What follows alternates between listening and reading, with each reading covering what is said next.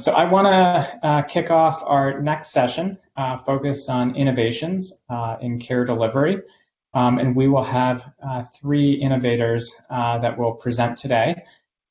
First, I'd like to introduce Jonathan Comer, who's the Director of Mental Health Interventions and Technology Program and Professor of Psychology and Psychiatry at Florida International University. His research focuses on telehealth, digital mental health strategies, as well as the broader role of technology and other non-traditional approaches in overcoming traditional barriers to care. We're also joined by Derek Hall. Derek is Research Director at Talkspace and Project Director at Silver Hill Hospital. His work focuses on behavioral and mental health innovation, AI-enhanced digital therapy, and improving access to care for traditionally non-treatment seeking and vulnerable populations. And we have Minnie Kalan as Vice Dean for the Health Ecosystem and Associate Professor of Population Health at Dell Medical School at the University of Texas, Austin.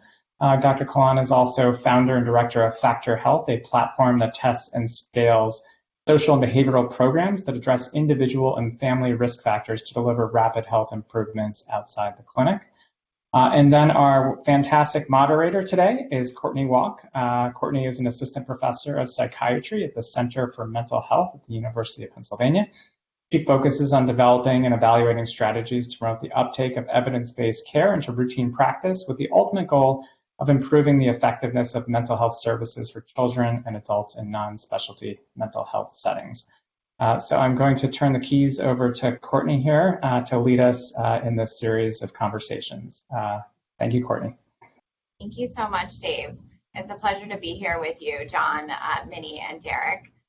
John, I'll start with you. Can you give our audience a brief overview of the innovative work that you're doing around telemental health practice? So I'm going to talk about telehealth delivery. Telehealth, we're sort of talking about the use of electronic media to facilitate real-time interactions between patients and providers for the delivery of care that's traditionally delivered in person.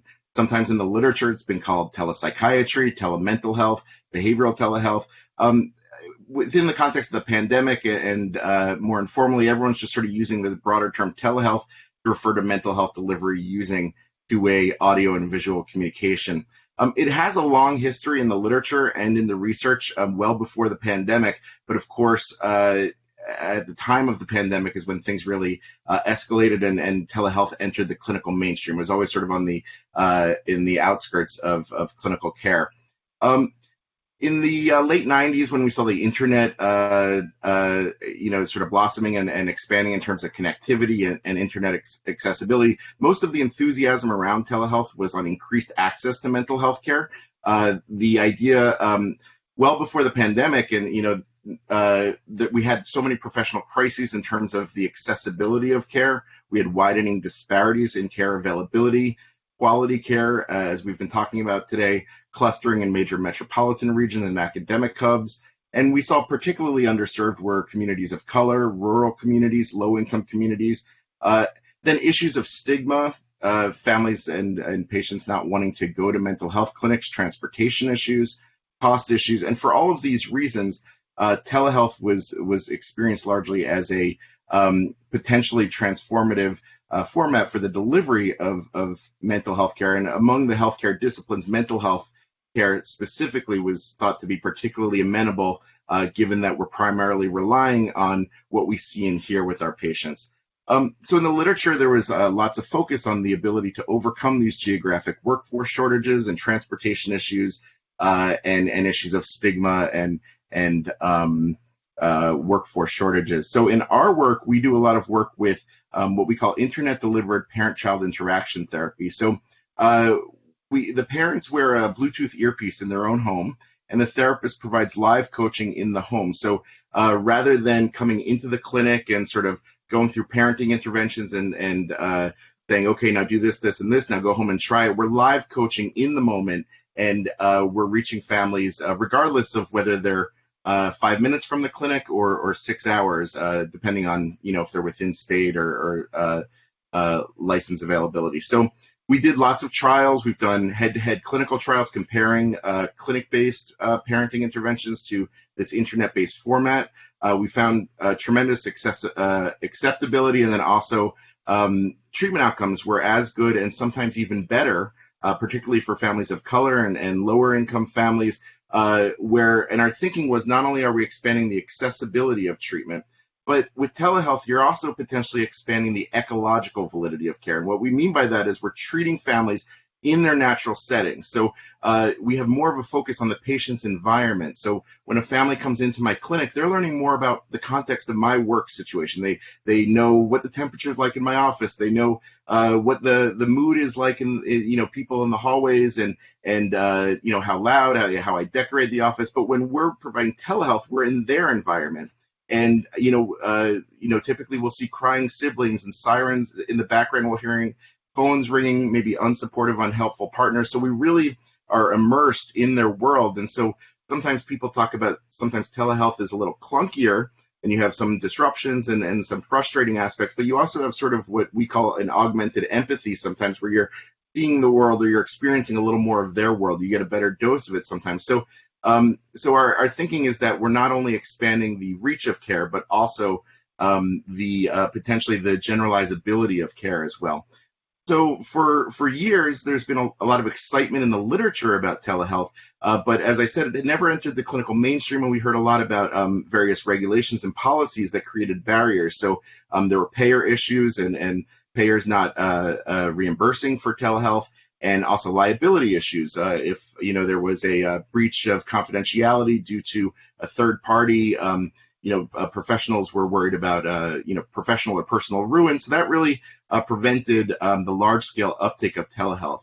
And so really there were sort of two populations that were receiving telehealth for a while, either families who could pay out of pocket, which are such a small percentage of the people in need, or also work conducted by agencies that were funded by contracts and not doing individual patient billing.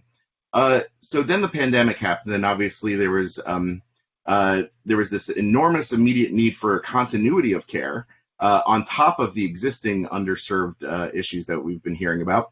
And then also there tremendous uptick in mental health needs, particularly among marginalized and already underserved populations. So there were emergency orders and policy changes that paved the way for allowing for payer issues to be addressed and could be reimbursed for telehealth, and liability issues. These are all under emergency orders. So importantly, we don't know what the future is going to be with regard to continued regulation policies. And so we need to be preparing for that now, because this may be around the corner, that the facility with which we're able to deliver telehealth may be curtailed very, very abruptly. So during the pandemic, telehealth entered the clinical mainstream. It sort of was a natural experiment, so to speak, of evaluating the uptake of telehealth at a population level. We learned a lot about telehealth rolling out at a large population level. And we learned for the most part there was wide acceptance and really strong outcomes.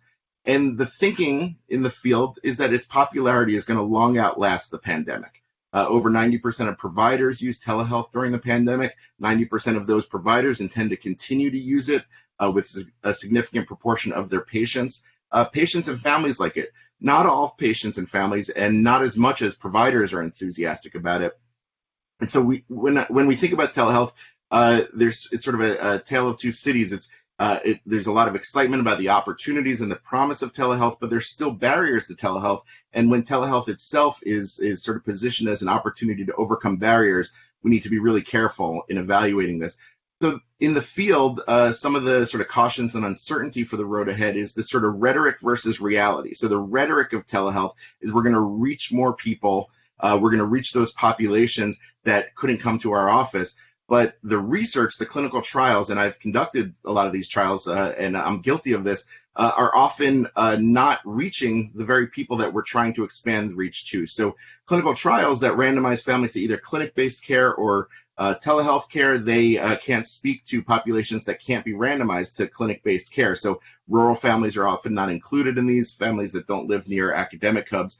So there's a concern in the field that with telehealth, are we just reaching the same people who already had access? And so that's the real challenge right now, is sort of fulfilling the promise of telehealth. Can we be reaching new people, or are we just expanding the portfolio of options for people who already had access to mental health care, to get brick and mortar mental health care. And there's evidence that ethnic and racial minority groups may be less enthused by telehealth options. So we need to better understand the acceptability of telehealth in marginalized and underserved populations.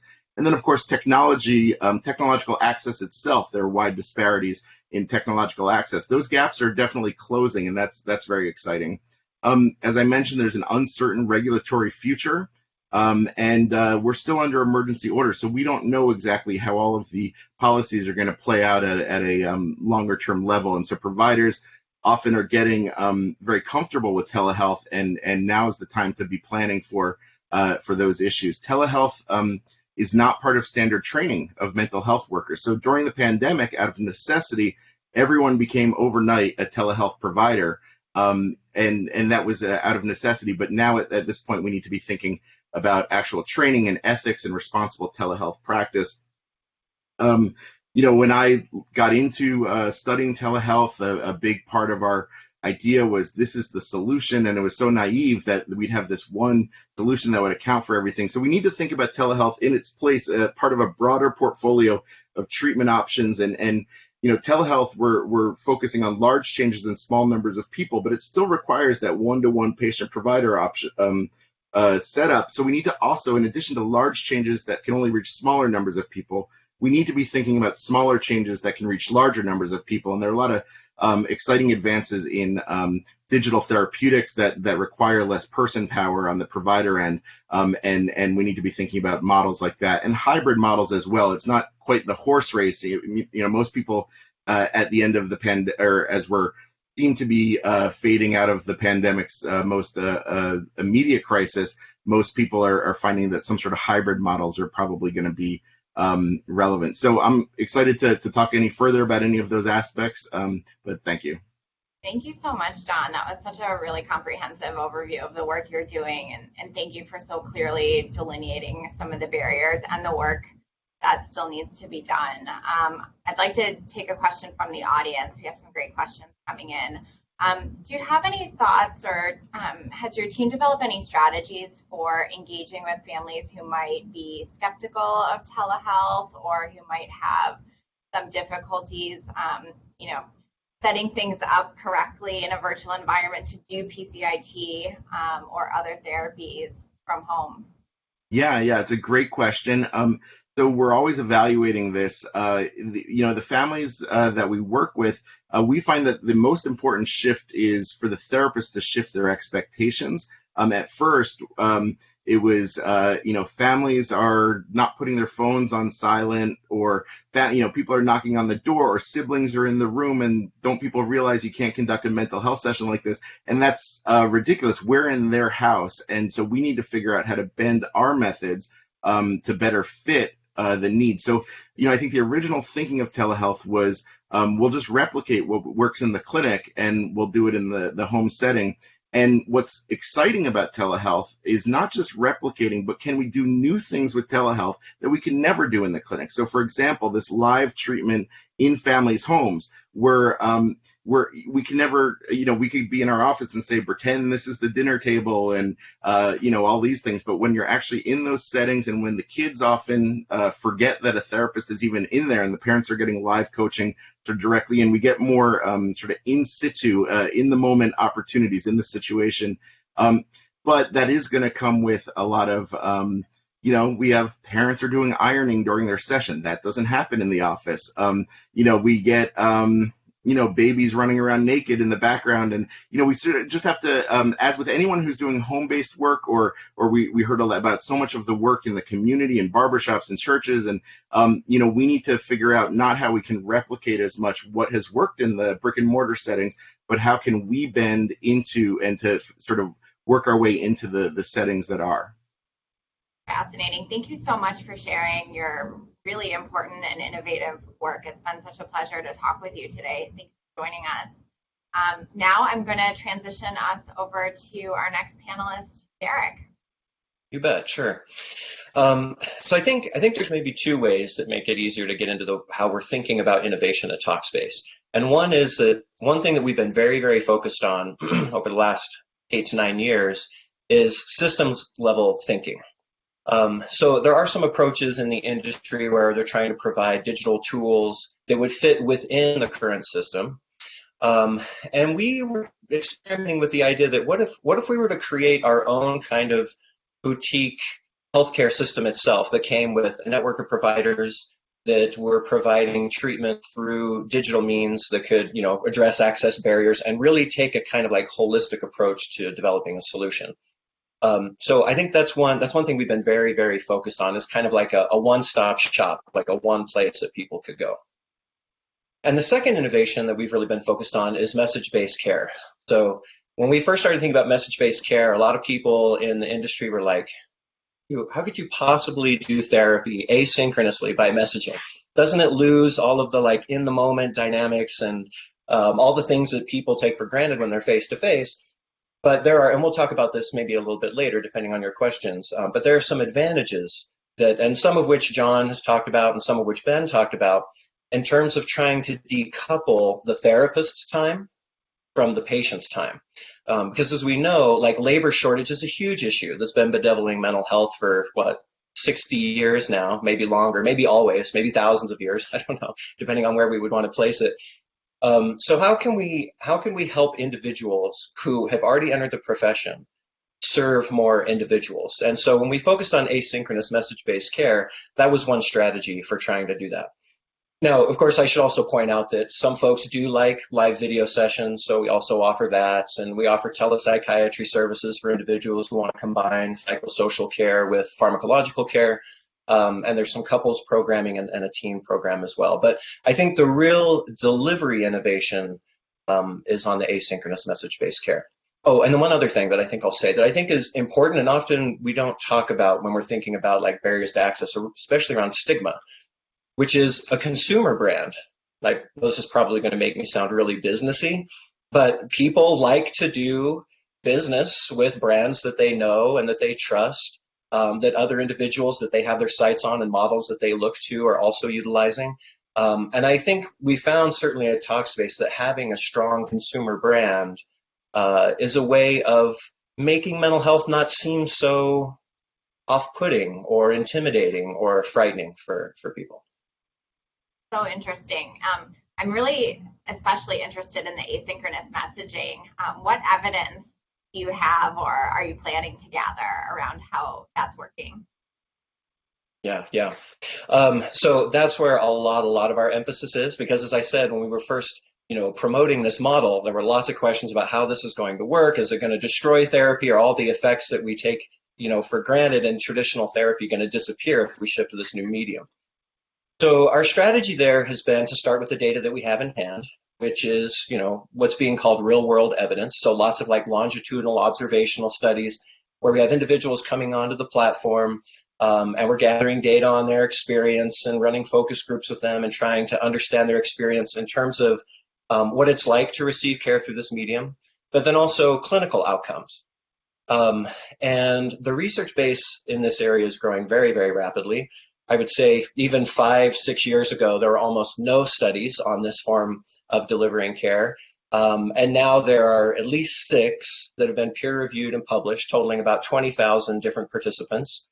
And these studies cover a wide variety of conditions: anxiety and depression and relational distress, work stress, trauma, even OCD, bipolar, other areas. So we're really thinking of it as is this a full clinical solution for people suffering from a variety of conditions? What we found so far is that through message-based care, we're reporting outcomes that are very similar to what you would expect in a traditional setting when you work with a licensed professional. Clinically significant change rates of about 50 to 60%, effect sizes that are on par with what's typically reported for traditional care. So very, very exciting and very, very promising results so far. But the big question is, but these are folks who are motivated to receive the care. Isn't there selection bias? And there's, a whole host of other downsides to doing longitudinal observational work. And so we've just completed an NIMH-funded phase 1 study that's an RCT to compare message-based care and with randomization, either message-based care or to once weekly video sessions. So like a more traditional telehealth model. And the data so far suggests, and this is, we have about 300 participants so far, randomized to each of these conditions, and the data so far suggests that in terms of clinical outcome, there's no difference in the two different forms of media. And even more interestingly, and we may get to this, when we're talking about ways in which this approach has solved some problems, the engagement with the asynchronous modality is greater because of convenience factors and a host of other reasons. So that's what we found so far. What's planned for the future? So much. Because there's so much clinical data here, and we really want to try to utilize it to understand psychotherapy process, quality management, and of course we need more and more data for other populations to see how well this kind of medium would work for them. Oh, interesting. And you touched a bit on what problems the work that you all are doing is aiming to solve. What other gaps in mental health care delivery still remain? And what are your thoughts, or what directions are you moving in to try and address them? You bet. Yeah. So a lot of the gaps that folks have already mentioned, certainly there's geographic gaps, and we have a study that shows actually I was amazed to hear Ben say that people have to drive on average an hour to reach a provider. We also have data that shows that that's the case. So we know that tech is going to improve access for folks in rural areas and even in states where there aren't as many therapists. So that's definitely been a big focus of ours. I already mentioned stigma a little bit, so just to give some quick stats, about 55% of individuals who pursue treatment on Talkspace, this is their first time in treatment. And many of them, when we interview them, would say, I would have a very hard time going in person. I just can't imagine sitting in an office with other folks and who knows who will see what. And that kept them from pursuing traditional care. We already mentioned the geographical. Scheduling is one that we often don't think about. It can be very difficult. You think about young moms with children. Who are they going to leave the children with when they go to a session, or individuals who have very chaotic work schedules? So not having to schedule a session and being able to reach out to a therapist 24/7 is a big win for lots of folks. And then, because providers are able to serve a larger number of individuals, there are some financial wins as well. So generally, the care that's provided through Talkspace is, a fraction of the cost of what one would pay if you went in person, without shortchanging the therapist, which I think is an important part of the business model. And then just two more. So quality management is another one. So I mentioned that we do asynchronous message-based care. Much of it is text, although you can also send audio and video messages as well. But because so much of the treatment is there, it's possible to design algorithms that can nudge therapists in certain ways or remind therapists to reach out to certain patients and provide that kind of ongoing proactive care that we would want from an efficient healthcare system. So I think quality management's a huge win here. Reduced wait times, obvious. We have a network that's ready to go. People can start treatment in as short as 24 hours. They can start talking to a therapist, which is a huge win. And then one more I'll mention is bridging the research practice gap. So often, people are off practicing and people are off researching, and it's sort of well known that these two communities don't always interact with each other that much.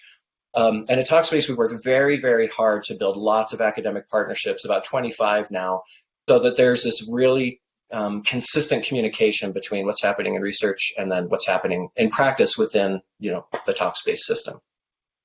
And then you asked about gaps. Well, so I've identified all the ways in which Talkspace seems to be a win, this approach, asynchronous messaging, but we still have a hard time getting as many men into treatment as we would like. I mean, this is endemic in the field. Men just tend not to seek treatment as often as they could. And then, of course, there's the economically vulnerable communities as well, who, because many folks at Talkspace do pay out of pocket, although we do have major health plans and employers that provide it as a benefit, but there's still a cost associated. And even though the cost is maybe much less than they would pay face to face, it's still, it still is an expense. But one thing that we found that's really, really interesting about that is as we're recruiting individuals from these populations into NIMH-funded studies where they have far reduced, sometimes even no cost care, the platform seems to work just as well for them as it does the other populations that have used it. It's just a question of how do we solve that? How do we solve that financial barrier, which we try to do with scholarships a little bit here and there. But again, I think it's about Talkspace and other people taking this approach, engaging with government, state agencies, even city agencies to try to provide this care for folks. I think that's a really important question. And there's also some really interesting questions coming in through the audience Q&A about skepticism about using telehealth. Do you have thoughts for people who might be skeptical or nervous about using a telemental health app or using messaging to communicate with a mental health provider? Yeah, I mean, I suppose my thoughts would depend a lot on what they're skeptical about. So some folks are just skeptical about mental health treatment in general, which is a problem we would share with lots of other approaches. Other forms of skepticism, I mean, interestingly, the skepticism we don't often hear from patients, clients, members is this going to work as well as traditional care? Most folks seem to feel like they're talking to a therapist and they're receiving the kind of care that they ordinarily would. There's certainly some hesitancy around data because all of their data is going to exist, somewhere, whereas when you're in a room with a traditional provider, the air is not recording what you're saying. And we, of course, take steps just like your banks do, just like government agencies do, just like other companies do to protect their data. Hospitals maintain records. So we have like SOC 2 level certification. We try to really educate the community on what that means and in terms of, believing that their data is going to be secure. So that's really, really important. And then, another type of skepticism that we sometimes see is how is this going to play out at home? And this is where really, really interesting data. So Talkspace and other companies in the space were growing pretty well. COVID, of course, set them on fire because everybody was at home. And one thing that we saw that was really, really interesting is that the utilization of text message increased post-COVID. So John already mentioned that when you're at home, you've got kids running around. He gave these really great examples, like kids running around and what if somebody's listening? But if you're on your phone, we're messaging friends all the time and we don't worry about people listening into that conversation. And so we found post-COVID that messaging became a real boon for people who are at home, surrounded by lots of other people who don't have the kind of privacy that they would want for a video session. Thank you so much for joining us today, Derek, and for sharing all the interesting work that you and your colleagues are doing. It's been a real pleasure to talk with you.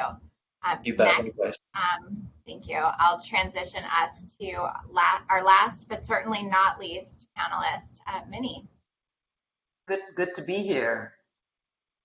I'm really excited for our audience to hear about the really innovative work that you have been doing with Sunshine Calls and you've been partnering with lay community members as part of the workforce. Can you tell us a little bit about the work you've been doing?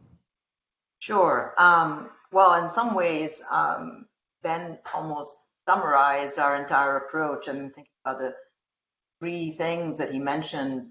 First, thinking about the system as a whole, integration, really thinking about new possibilities for the workforce, and then that this is a movement.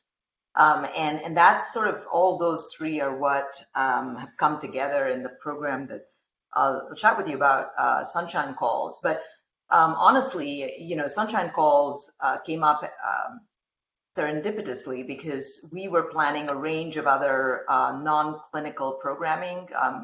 We were working with Meals on Wheels clients in Austin, Texas. We actually work with that population in Houston and Dallas as well. And we had to stop a trial and a program we were launching, and because COVID struck and they had to pause. And then we realized it forced us to think about people that we were going to serve and that they were serving and the issues of the moment. And so separately, we've been thinking about the power of empathy and listening and potentially roles, but chronic disease management, et cetera. And then we used all of that. And we quickly, very rapidly designed a program, this program that we implemented, which was really 4 weeks of empathetic relationship building phone calls. And we, for this particular program, we recruited volunteers. We actually paid them later, but they did volunteer into the program. I have opinions about volunteers being the only way to do this. We could talk about that later. But for that program, they were volunteers. They were 17 to 23-year-olds. Each one ended up getting a panel of 6 to 9 folks that they called. And we think the panel is really important, right? It's not just one. They have a mix, just like a physician does. And but at the heart of everything, we wanted to put the participant, the Meals on Wheels client or the person who's being called at the center of everything. And some of the intuition going into it and some of the research going into it is, the rest of life, especially for these folks, they're defined as homebound. That doesn't mean they don't actually leave their home, but at some point in the last 6 months, they were limited in that. They range in age from, they're 1/3 is below 65, 2/3 above 65. All of them have income levels that, in another study they showed 80% plus had income levels below $30,000 a year. So tremendously resource constrained. Many of them, most of them were some version of single, so divorced or widowed or single. But many were living with people in their homes as well, and family members, etc.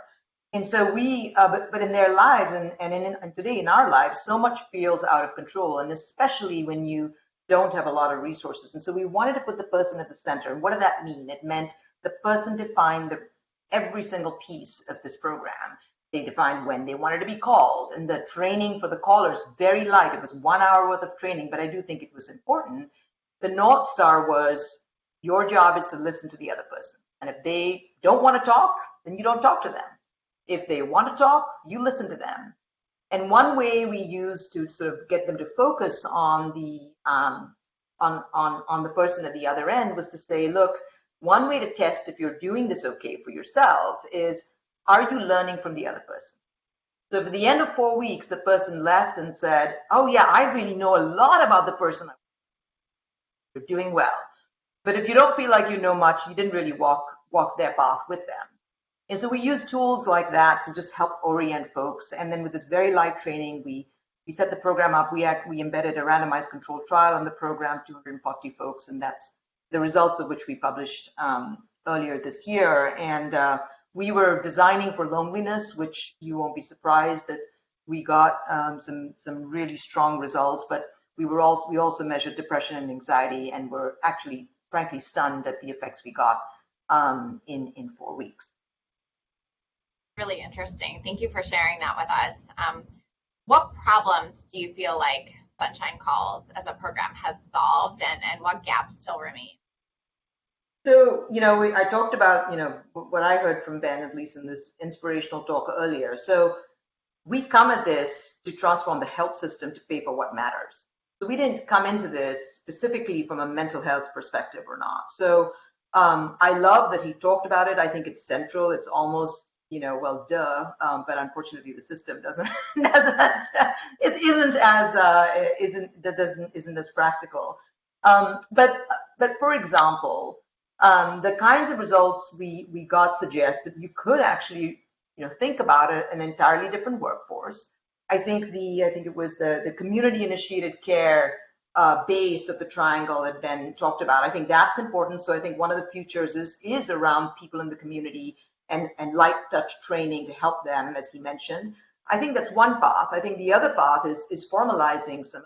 So what I mean by that is really refining the program details that make it work. Because this was not as light as the training was. It wasn't random, and it wasn't generic. There was a protocol. We stuck to it. I do think fidelity to the protocol is important. I think fidelity to the key pieces, which is authentic interest in the person at the other end, which is not a small thing, and building that relationship. I think those are really critical. You can't drop that, and then prioritizing the other person in a variety of ways. So we are taking that, and we believe the potential there is to now, we didn't choose people that were depressed or anxious.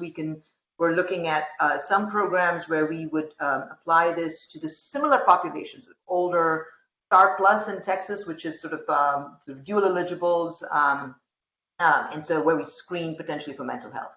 And then the other approach is to actually use this as a mental health first approach for chronic disease management.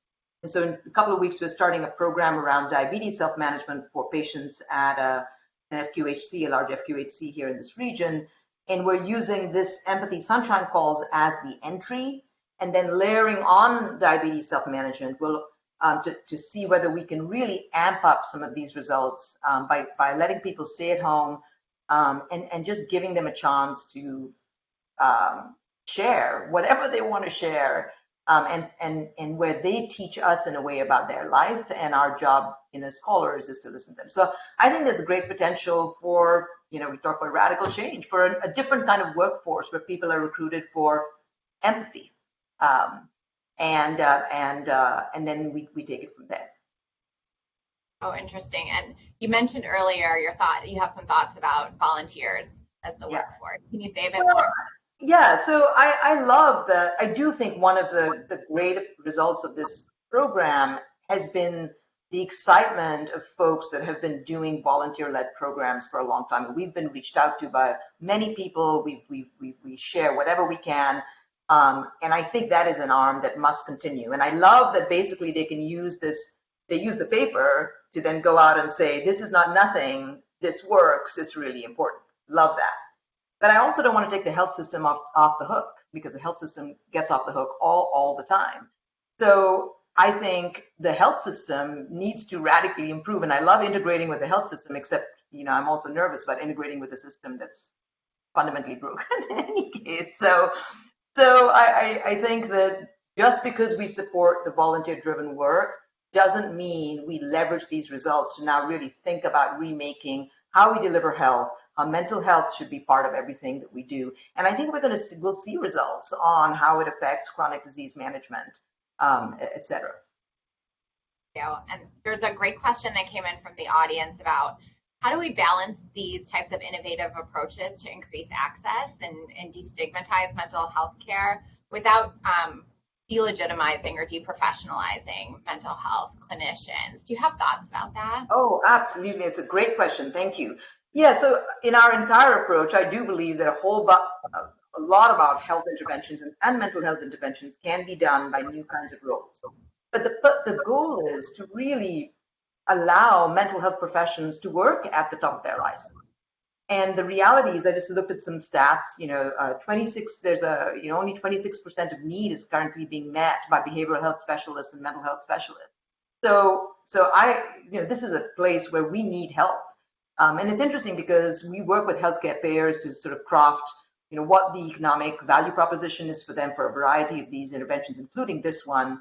And they have been interested, but the people that immediately know that this is critical are FQHCs, right? So these clinic systems, because it's not theoretical for them. They have need this big, and they have resources right here. So for them, it's a no-brainer if there is a way to sort of get support, and then only start seeing people that really need the help. When we think about this, it's kind of it's not really a reverse referral. That's just the way referrals should go.